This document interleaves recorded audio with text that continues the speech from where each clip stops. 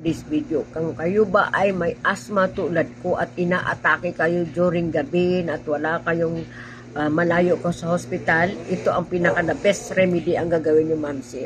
Mainit na tubig ito, okay? Yung kaya ninyo ha, punuin niyo itong baso. Ayan, kumuha kayo ng asin. Asin po ito. Isang pidit lang na asin, mamsi. Kahit anong asin, iodized salt, rock salt, Himalaya salt, pwede nyong gawin. Okay? Tingnan mo, mausok pa yung asin. So, sa kaya ninyong gawin, okay? Medyo mainit ito masyado. So, ayan. Kailangan mapuno ito, mamsi. Ayan. Yung kaya ninyo, ha, mainit na tubig yan. Okay? Tingnan nyo, manan kung kaya ng kamay ninyo. Pag kaya ng kamay ninyo, ibig sabihin kaya nyo. Ito na nagahirap na hirap. Namaga na po yung aking itong kanina pa itong tanghali habang gumagawa ako sa customer. Bahing ako ng bahing, singa ako ng singa. Bawal din yun, mamsi, yung bawal ng singa. Singa tayo ng singa kasi itong tulip ng ating ilong na mamaga siya. So once na namaga po siya, so wala nang madadaan ng hangin. Nagbabara na po siya kasi magang-maga na nga po. So kahit yung iba umiinom ng cetirizine kung hindi pa siya asthmatic. Okay? Okay lang to kung anti-allergic lang. Pero pag may history ka ng asthma, kailangan ito na talaga ang gagawin mo. Maligam-gam na tubig. Ayan, maligam-gam po yan. Tapos isang pidit na asin, nalagyan ko na ito. Okay? Yan ganyan. Isang patak lang ng asin. Dadagdagan ko na kasi kanina to. So, antayin nyo lang ang kaya ng kamay ninyo, ang paggawa ninyo. Kasi mamsi, pag hindi nyo gamutin ng ganito, maniwala kayo. Hospital ang takbuhan ninyo, operation ang takbo. Meron ako isang kaibigan, naikwento niya ito sa akin.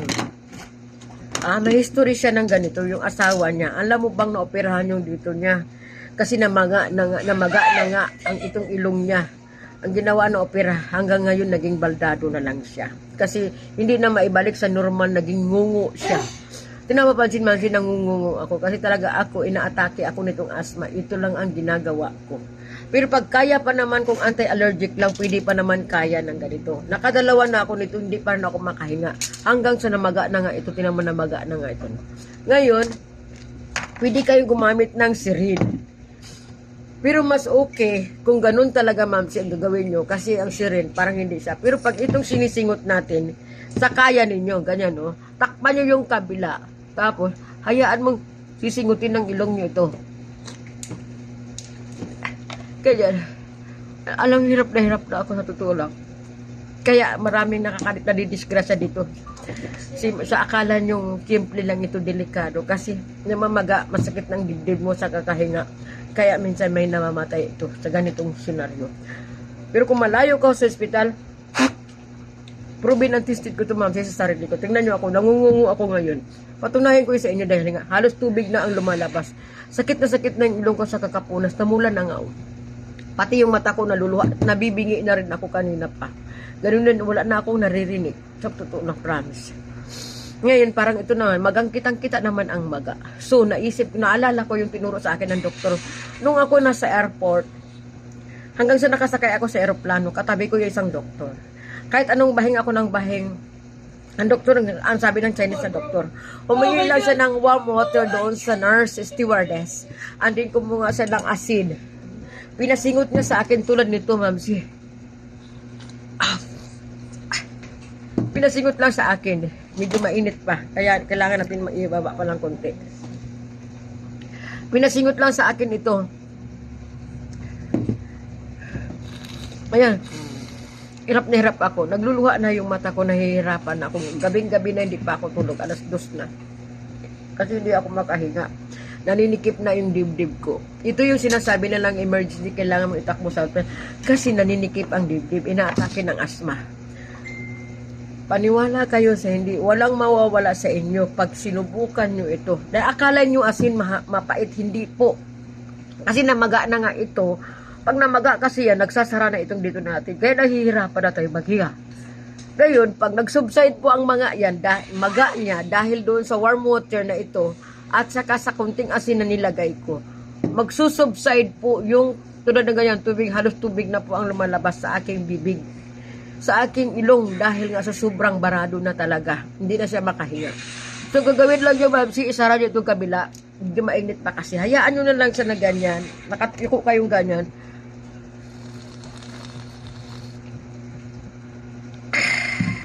Hayaan nyo lang na kaganyan, ma'am. Sigutin nyo po. Sigutin na lang.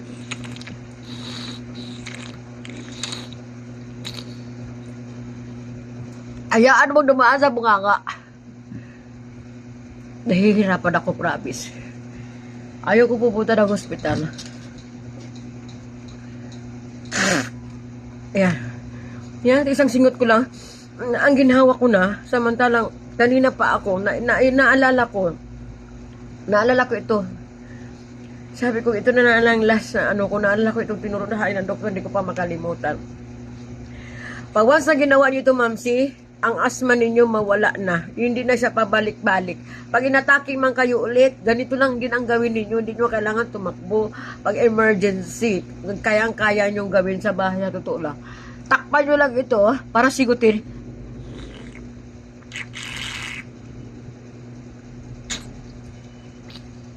Diba? Parang, kung iisipin mo, parang imposible. Alam nyo kung bakit. Kasi asin. O, tingnan mo, lumabas sa kabila na. Kailangan makalabas sa bunganga o sa kabilang ilong. Kasi ang ilong natin, di ba, tagusan naman yan. Tapos hanggang dito sa gala. Baka sabihin ninyo imposible kasi maalat kasi asin. Hindi po, isang pidit lang naman ang gagawin ninyo doon sa warm water. Kasi ang asin, pag once na nilagay sa warm water, mawala na yung alat. Mawala na yung parang akala mo ganun. Pero the best talaga remedy, Mamsi. Ang kaibigan ko, alam mo, gumastos ng almost 500,000. Pinaopera niya yung asawa niya, hanggang ngayon nangungu na lang siya. Hindi na ibalik sa normal ang nangyari sa kanya. Pero ako, dati noon, balak ko magpa-schedule na talaga ako sa opera. Napakaganda ng doktor na tumuro noon sa akin. Hanggang ngayon hindi ko siya makakalimutan. Ito lang ang the best. Gaganyan lang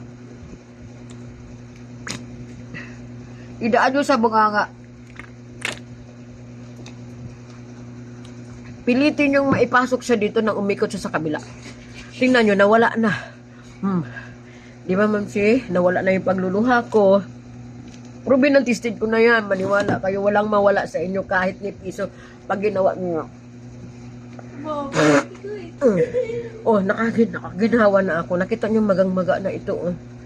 Hindi na ako nahiya kung anong itsura ko ngayon. Basta ang mahalaga na iparating ko sa mga taong may ganitong karanasan na asma. Ito maging 50-50 ang buhay mo dito pag hindi mo ito maagapan. Okay?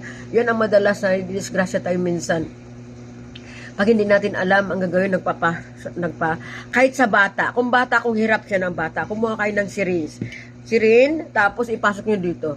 Pero mas okay sana kung sisingutin niya, Mamsi, kasi darating talaga siya dito. Ibig sabihin, yung maga, magsusubside talaga. Ubusin nyo. Hayaan nyo lang matapon. Padaanin nyo sa ilong nyo o sa ilong. Tingnan mo, lumabas na rin siya sa kabila. Dati-dati hindi siya lumalabas kasi hirap. Wala ako nakuhang hangin. Hirap na hirap ako. Tingnan nyo ito ako. Ngayon, nakakatawa na ako. I-video ko talaga ito para makarating ito. Wala itong descripted, hindi dito edited, totoo ito. Bala na kayo kung ano sabi. Anong yanuhin nyo sa akin. Importante, nakatulong ako. Tinan mo. Ayos na yung boses ko, di ba? Kanina talagang hindi. Nag-subside na rin ang maga ng ito. Tingnan mo. Kasi ito nag-subside na rin ang maga ko. Kasi wala. Nabibingi na ako kanina pa. Kanina pang umaga, gumagawa ako sa customer ko. Nakaubos na ako ng 2 ganito, tingnan mo, nakatatlo. Delikado na. Maninikip na ang dibdib mo pag ito naging 3 sa isang araw. Delikado na. So, ito pala naalala ko. So, bahala na ako. Anong itsura ko sa inyo, bahala na kayo. Basta ang mahalaga, nakatulong ako sa tao na iparating ko ang best solusyon ng asthma na sakit ay ito lang ang gamot niya. Napakasimple. Pasigot ko po. Pasigot ko. Huwag niyong tigilan hanggat hindi. Dadaan sa bunganga. Dadaan sa kabilang ilong. Ayan, gaminahawa na yung pakiramdam ko. Di ba? Oh.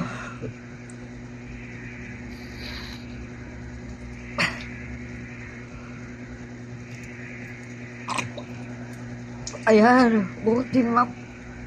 Ayaan nyo na lang na magtulo yan. Dito ako ngayon sa salon kaya alas 2 na kasi hindi na ako makatulog. Kanina ko pa ang inaano, kahit anong gawin ko hindi na talaga ako makahinga. Hanggang sumakit ang dibdib ko. Nag-steam na rin ako. Ako kasi dito ako sa parlor. Nag-steam ako ng aking pang facial para akala ko mawala. Wala pa rin. So ito na lang talaga ang solusyon ko, promise. Isang pinit na asin. At saka, warm water na kaya ng hindi siya. Ngayon, ang ginawa ko na. Tingnan mo na. O, tima, tumulo na yung ilong ko. Kanina, tubig na talaga siya. Tubig siya, tapos, hindi ako makahinga. Namula na nga yung mukha ko. Sobra. So, ayan. So, sana nakatulong ako, sana nakabigay ako kaalaman tungkol sa simpleng bagay na ito. Pero hindi ito simple, seryoso ito. At kung hindi tayo maging alert sa mga ganitong sakit, maging buwis buhay natin ito. Sana may natulungan ako. At lagi nyo i-chat nyo ako kung ano ang naramdaman nyo. Okay? Ito based on my experience at nakita nyo actual kong ginawa. Kanina, hirap akong maghinga. Ngayon nakita nyo, nakakahinga na ako at nawala na yung maga. So, okay na. Ubusin nyo hanggat kasi ang sarap din ng pakiramdam. Baka, ayan, hanggang tayo nyo magdighay kayo. Baka akala nyo asin, ihalo sa maligamgam na tubig. Ang asin kasi once sa hinalo sa maligamgam, yung hapdi nun mawawala. Okay? Ang purpose naman doon sa pag-asin na yun, para kasi nawamaga siya. Ito talaga magang-maga na. Pag hindi mo inagapan, ma'am, mapunta sa operation ito. Okay, kasi maga na siya. Okay? Ganun din naman ang gagawin ng doktor, palamigin niya, pasusay sa kanya, alam mo na. Okay? So, sana man nakabigay ako. Ituloy ko yung ginagawa ko para maginawa ako lalo. So, ngayon, ginhawa na talaga ako. Hindi ko pa halos naubos yung tubig ko. Hanggang sa naramdaman nyo na. So, diba? Kalmado na ang ilong ko. Hindi na ako nahirapan manghinga. Pati yung boses ko, okay na. So, hope nakatulong ako. Disclaimer lang sa hindi naniniwala, wala namang masama. Pero subukan nyo kasi wala namang mawawala. Okay? Bye-bye for now.